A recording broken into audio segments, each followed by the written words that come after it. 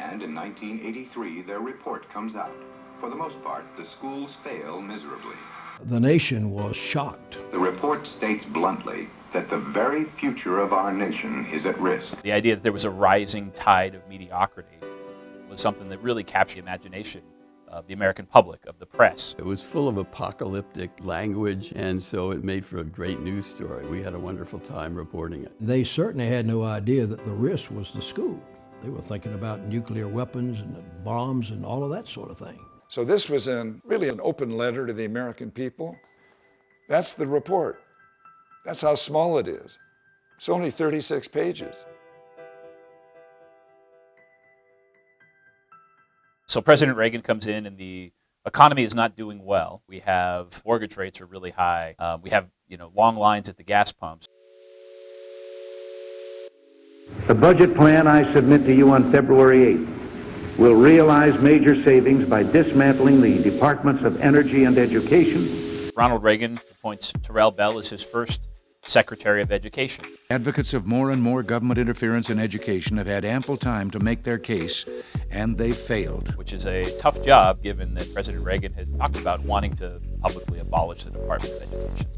Open a newspaper these days. You will read that our schools are handing out diplomas to kids who are nearly illiterate. The other political reality was that a lot of Republicans thought that American schools were in terrible shape. Students are performing not as well on standardized tests as their parents did 20 years ago. Terrell Bell did not share this sentiment. He thought that basically Americans' education, while it had some problems, was in fairly good shape. So he figured that if he could appoint a prestigious blue ribbon commission, they would come in and say that U.S. education is actually in fairly good shape. I received a call from Secretary of Education Ted Bell in 1981 and asked if I would serve as chairman of the National Commission on Excellence in Education. I laid down certain conditions. The first condition was that the report would be published, whether Secretary Bell liked it or not, and whether President Reagan liked it or not. He agreed to arrange to that. I think one of the things that he expected was that this commission was going to say, hey, America's not doing so bad. Actually paint kind of a rosy picture of what was going on in America educationally. And so we met for the first time in the office of our President Reagan. The president was very clear. He essentially believed that the schools were the responsibility of the states and not the federal government. His advisors were supporting him in that position. He asked each of us to tell one question to him. What I had to say to him was, there are pictures of past presidents in this room. When people talk to your picture, they will say, he really did great things for American education. Well, he smiled at me and asked the next one to talk. Well, these were 18 people who had very different views, but there was a common commitment to identify the problems that K-12 had. This was 18 months of work. We'd had 40 meetings all across the country. We pursued what are students studying? How is the performance measured? What's the condition of the teaching profession? What is the adequacy of funding from the states? It was a terribly difficult thing to be doing. We concluded that the condition of American education, K through 12, had deteriorated badly in the previous 25 years. Now, the person who wrote the first draft was Professor Gerald Holton from Harvard. There came to me the idea that this is a report not just to the American people, but to the president, to change his mind. And therefore, it has to be a powerful one. And so I put in this rather famous remark that if a foreign country had imposed this miserable educational system on us, we would have perhaps declared war on them. After all, he's in charge of declaring war. We submitted it to Bell. He didn't see it. That's the first time he ever saw the report. And he said, this report's going to change the country.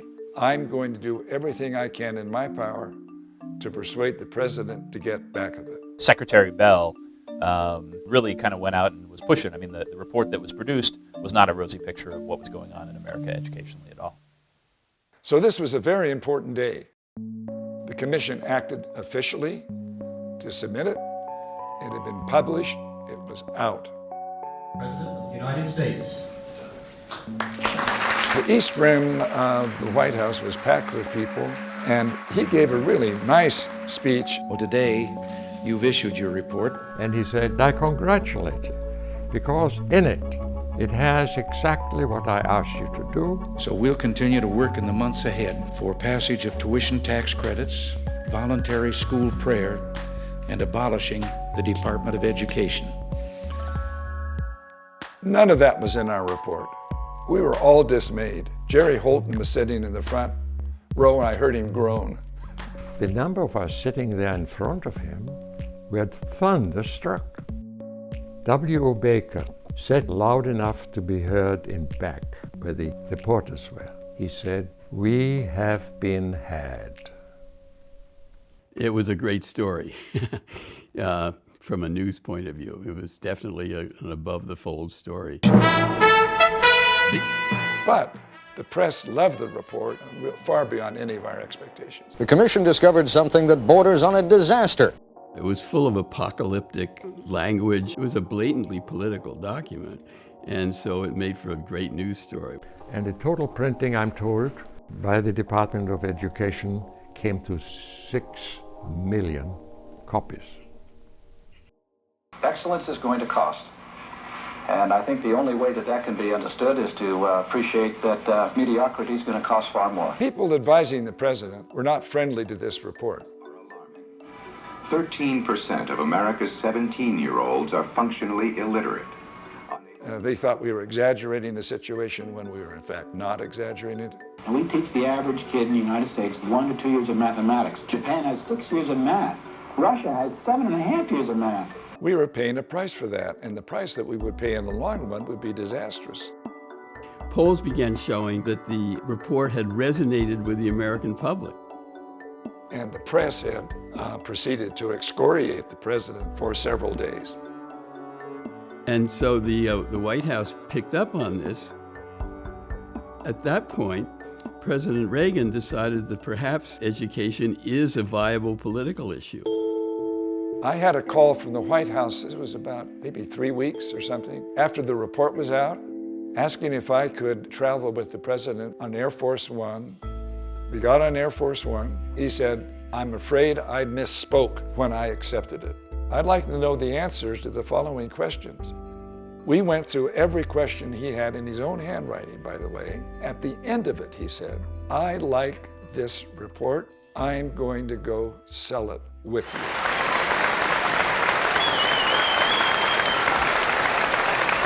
That was it.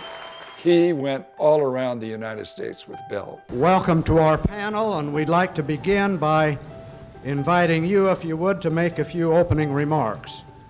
Well, thank you very much, Mr. Secretary. The irony is that Secretary Bell discovered what the inside of the Air Force One looked like. People across the country took note. I took note as a governor of North Carolina. As soon as A Nation at Risk came out, we produced our report shortly thereafter entitled A Nation Prepared. The last time education was the focus of such intense public debate was during the 1950s. This nation then was shaken when the Soviets launched their Sputnik. We responded by making math, science, and engineering education a priority. The big achievement of Nation at Risk was to make educational quality something that was at the center of national discussions. I believe the Commission's report has shaken the nation as well, and we need shaking. The legacy of Nation at Risk is that it is the beginning of the modern education reform. Thank you so much, Mr. President, for your interest in boosting education. And thus did Ted Bell become the father of school reform.